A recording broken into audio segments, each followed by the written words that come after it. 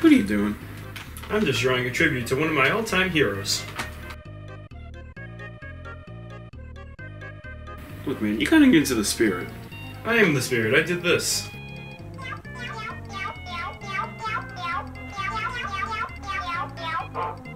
You could try harder than that.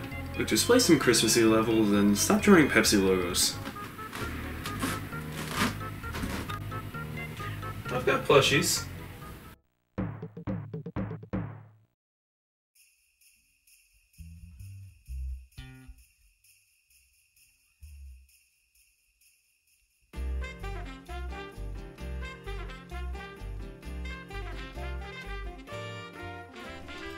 It's that time of year again.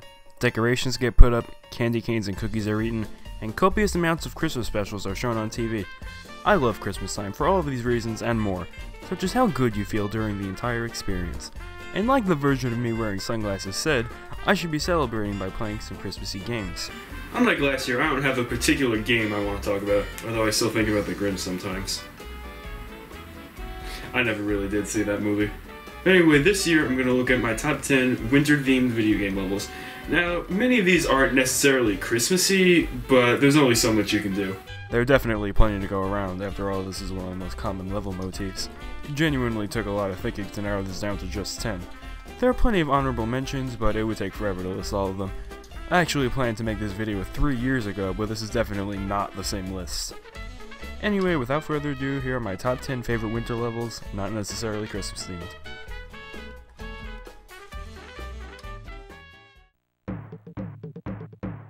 The Mega Man series has had a fair share of ice-themed robots. Blizzard Man, Freeze Man, Frost Man, Chill Penguin, but for me, the best is the original. Iceman stage provides a good challenge balanced with some real fun moments. I like the penguin robots, the spinning top-esque platforms, and the stage's overall aesthetic. Seriously, you can't not love the icy palm trees. It also introduces the infamous disappearing blocks, which actually aren't all that hard here because they aren't above lava or a bottomless pit. The fight with Iceman himself isn't very challenging, but none of the robot masters in this game are, really. Overall, while many aspects would be improved in later games, the original Iceman stage is still fun and enjoyable. Donkey Kong Country Tropical Freeze. I mean, with a name like that, it's bound to have some good ice levels.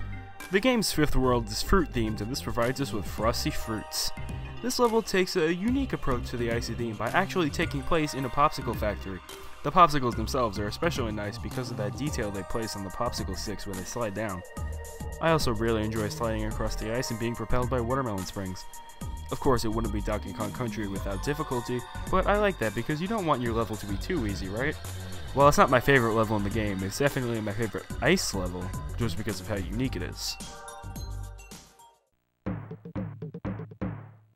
The penguin suit did practically nothing in New Super Mario Bros. U, but luckily it got its own level in the Luigi-centric spin-off. Slide Expressway consists of Luigi sliding across the level in awesome fashion while plowing through anything that comes in his way.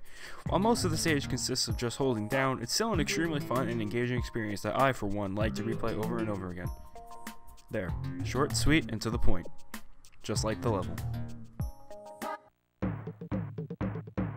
While the Freeze Flame Galaxy doubles as a volcano level, for today's purposes, it's just an ice level.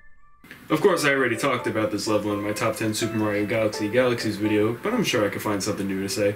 The ice flower is extremely fun to use, the boss fight is cool, the music is way better than it needs to be, it has the best Cosmic Mario race, amazing visuals, and there's that penguin that I hate probably just because he calls Mario an old man. How many times do we have to teach you this lesson, old man? As I've said before, the snowy mountains juxtaposed with the fiery volcanoes provide a fun experience for anyone who plays it. Now let's talk about something puzzling. The Crystal Palace from Paper Mario. Chapter 7 takes place in a snowy region, and while the whole chapter is memorable, I had to give it to the boss dungeon. A good puzzle requires you to think, and the first time I played this, I really had to think. I won't give away the solutions to the puzzles, but let me just say that this one was particularly clever. I think what I'm most impressed by is how much they were able to fit in here. Probably the only thing I don't like is that there's some backtracking involved, but not much. All of this culminates in the fight against the Crystal King, which is certainly a lot tougher than it seems. Completing Chapter 7 definitely gives me a nice feeling of satisfaction. Mario's quest to recover the power stars hidden in Peach's castle lands him on Cool Mountain. This is my favorite world of Super Mario 64, and for good reason. I like every part of it. The snow slide, racing the penguin who seemingly binges a lot after his defeat, returning the baby penguin to his mother, and wall jumping up all those platforms. I used to not like returning the snowman's head, but once I got the hang of it, I began to enjoy it. And of course, we can't discuss Cool Cool Mountain without the most important part, dropping the penguin off the cliff. I know, it's wrong, but we all do it. While I definitely like Snowman's Land, it pales in comparison to Cool Cool Mountain in my opinion.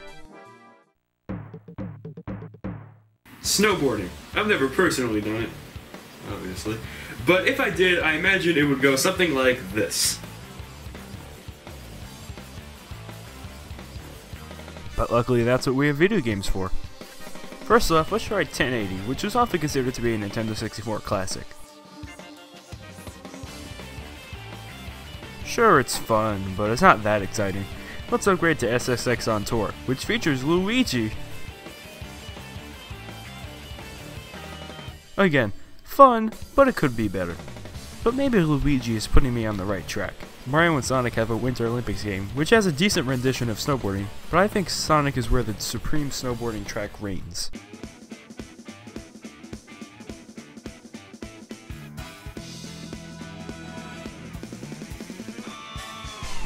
Ice Cat first appeared in Sonic 3, where the snowboarding section was minimal and it was mostly a platform stage. But when Sonic revisits the area in Sonic Adventure, it's reverse. It begins with some rather trivial platforming sections, but the snowboarding section is epic. The high-speed adrenaline combined with the epic rock music makes this the best snowboarding experience I've had in a video game. You can even skip the platforming section either by selecting Ice Cap under minigames or by playing as Tails. Basically what I'm saying is that this is a lot better than this. Well, moving on from snowboarding, let's talk about driving in the snow. The Mario Kart games have had their fair share of winter tracks, but my favorite is definitely Sherbet Land from Double Dash.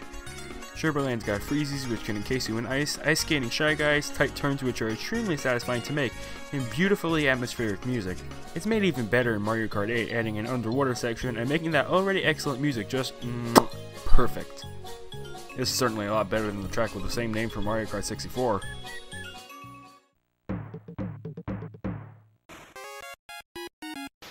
During Scrooge McDuck's quest to claim the greatest fortunes of the world, he travels to the Himalayas to get the lost crown of Genghis Khan. Exploring the caves under the mountains, dodging spiders, collecting jewels, and clobbering skating ducks are some of the reasons why this stage is amazing. I really like it when Bubba the Cave Duck clobbers some enemies for you. This already amazing level got even better in DuckTales Remastered. There's now a fun air battle with Glom Gold, and the Yeti is significantly more intimidating. I often say that the original DuckTales feels more like an NES port of DuckTales Remastered rather than the other way around, likely because of how much more is in the remastered version. While the moon is unequivocally the best level in the game, the Himalayas are a close second.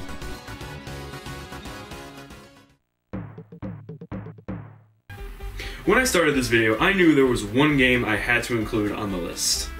Banjo Kazooie. I picked it up a while ago at a gaming convention, but hadn't really played it.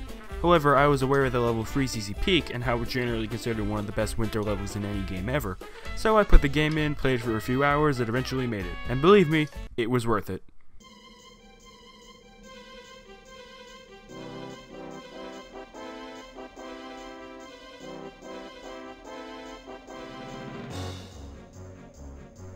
Here we have what is definitely the most Christmassy of the levels, as well as the most heartwarming.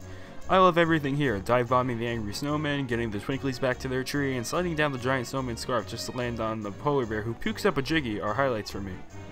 But the absolute greatest part is delivering presents to the children. I can't understate the warm feeling that this level embodies. In my opinion, Freezeezy Peak is what turns a good game into a masterpiece.